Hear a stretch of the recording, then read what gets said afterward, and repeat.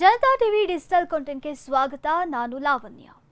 ಸಂಸತ್ತಿನ ಮುಂಗಾರು ಅಧಿವೇಶನದ ಮೊದಲ ದಿನಾನೇ ಲೋಕಸಭೆ ಹಾಗೂ ರಾಜ್ಯಸಭೆಗಳಲ್ಲಿ ಭಾರೀ ಗದ್ದಲಕ್ಕೆ ಸಾಕ್ಷಿಯಾಯಿತು. ನೀಟ್ ಪ್ರಶ್ನೆ ಪತ್ರಿಕೆ ಸೋರಿಕೆ ಪ್ರಕರಣ ಮತ್ತು ಅಯೋಧ್ಯೆ ರಾಮ ಮಂದಿರದ ಕಾಣಿಕೆ ಕಳ್ಳತನದ ಆರೋಪದ ಕುರಿತು ಚರ್ಚೆಗೆ ಅವಕಾಶ ನೀಡುವಂತೆ ಆಗ್ರಹಿಸಿ ವಿಪಕ್ಷ ಸದಸ್ಯರು ತೀವ್ರ ಪ್ರತಿಭಟನೆಯನ್ನು ನಡೆಸಿದರು.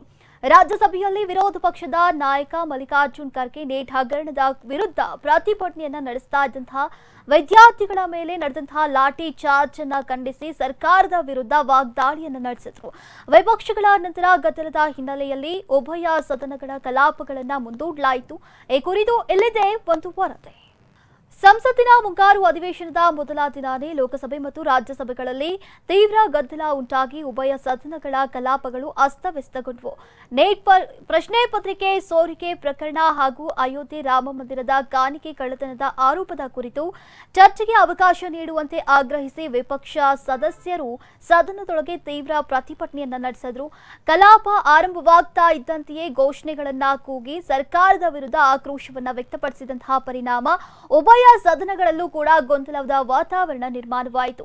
ಇನ್ನು ರಾಜ್ಯಸಭೆಗಳಲ್ಲಿ ವಿರೋಧ ಪಕ್ಷದ ನಾಯಕ ಮಲ್ಲಿಕಾರ್ಜುನ್ ಖರ್ಗೆ ಅವರು ಮಾತನಾಡಿ ನೀಟ್ ಪ್ರಶ್ನೆ ಪತ್ರಿಕೆ ಸೋರಿಕೆ ಪ್ರಕರಣವನ್ನ ಪ್ರಸ್ತಾಪಿಸಿದ್ರು. ಈ ಹಗರಣದ ವಿರುದ್ಧ ಈಗ ಪ್ರತಿಭಟನೆ ನಡೆಸ್ತಾ ಇದ್ದಂತಹ ವಿದ್ಯಾರ್ಥಿಗಳ ಮೇಲೆ ದೆಹಲಿಯ ಜಂತರ್ ಮಂತರ್ನಲ್ಲಿ ನಡೆದಂತಹ ಲಾಠಿ ಚಾರ್ಜ್ ಅನ್ನ ತೀವ್ರವಾಗಿ ಖಂಡಿಸಿದ್ರು. ಇನ್ನು ಜಂತರ್ ಮಂತರ್ನಲ್ಲಿ ಸಾವಿರಾರು ವಿದ್ಯಾರ್ಥಿಗಳು ನ್ಯಾಯಕ್ಕಾಗಿ ಪ್ರತಿಭಟನೆಯನ್ನ ನಡೆಸ್ತಾ ಇದ್ರು. ಅವರ ಮೇಲೆ ಲಾಠಿ ಚಾರ್ಜ್ ಅನ್ನ ನಡೆಸಲಾಗಿದೆ. ವಿದ್ಯಾರ್ಥಿಗಳ ಧ್ವನಿಯನ್ನ ಹತ್ತಿಕ್ಕುವಂತಹ ಪ್ರಯತ್ನವನ್ನ ಸರ್ಕಾರ ಮಾಡ್ತಾ ಇದೆ ಅಂತ ಖರ್ಗೆ ಅವರು ಆರೋಪಿಸಿದ್ದಾರೆ. ಇನ್ನು ವಿಪಕ್ಷ ಸದಸ್ಯರ ನಿರಂತರ ಪ್ರತಿಭಟನೆ ಮತ್ತು ಗದ್ದಲದ ನಡುವೆ ಸದನದಲ್ಲಿ ಯಾವುದೇ ಕಾರ್ಯಕಲಾಪ ಸುಗಮವಾಗಿ ನಡೆಯೋಕೆ ಸಾಧ್ಯವಾಗದೆ ಸಭಾಧ್ಯಕ್ಷರು ಲೋಕಸಭೆ ಹಾಗೂ ರಾಜ್ಯಸಭೆಯ ಕಲಾಪಗಳನ್ನ ಮುಂದೂಡಿದ್ರು. ಸಂಸತ್ತಿನ ಮುಂಗಾರು ಅಧಿವೇಶನದ ಮೊದಲ ದಿನವಾದಂತಹ ಸೋಮವಾರ ನವದೆಹಲಿಯ ವ್ಯಾಪಕ ಉದ್ವಿಗ್ನತೆಗೆ ಸಾಕ್ಷಿಯಾಯಿತು. ಇನ್ನು ಕಾಕ್ರೋಚ್ ಜನತಾ ಪಾರ್ಟಿ ಅಂದ್ರೆ ಸಿಜೆಪಿ ಆಯೋಜಿಸಿದ್ದಂತಹ ಚಲೋ ಸಂಸದ್ ಮೆರವಣಿಗೆಯನ್ನ ತಡೆಯೋಕೆ ಪೊಲೀಸರು ಲಾಠಿ ಪ್ರಹಾರವನ್ನ ನಡೆಸಿದಾಗ ಪೊಲೀಸರು ಹಾಗೂ ಪ್ರತಿಭಟನಾಕಾರರ ನಡುವೆ ತೀವ್ರ ಘರ್ಷಣೆ ಸಂಭವಿಸಿತು. ನೀಟ್ ಪರೀಕ್ಷಾ ಅಕ್ರಮಗಳನ್ನ ಖಂಡಿಸಿ ಮತ್ತು ಕೇಂದ್ರ ಶಿಕ್ಷಣ ಸಚಿವ ಧರ್ಮೇಂದ್ರ ಪ್ರಧಾನ್ ಅವರ ರಾಜೀನಾಮೆಗೆ ಆಗ್ರಹಿಸಿ ಸಿಜೆಪಿ ಬೆಂಬಲಿಗರು ಜಂತರ್ ಮಂತರ್ನಿಂದ ಸಂಸತ್ತಿನತ್ತ ಮೆರವಣಿಗೆ ಹೊರಟಿದ್ರು.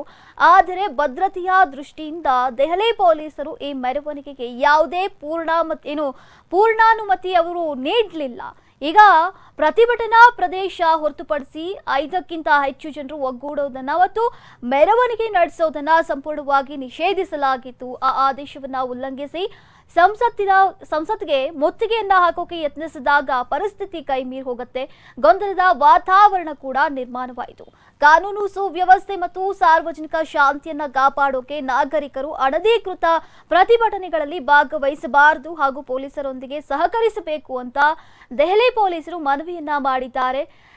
ನಿಯಮ ಉಲ್ಲಂಘಿಸುವವರ ವಿರುದ್ಧ ಕಠಿಣ ಕಾನೂನು ಕ್ರಮ ಕೈಗೊಳ್ಳಲಾಗುವುದು ಅಂತ ಎಚ್ಚರಿಕೆಯನ್ನು ಕೂಡ ನೀಡಿದ್ದಾರೆ.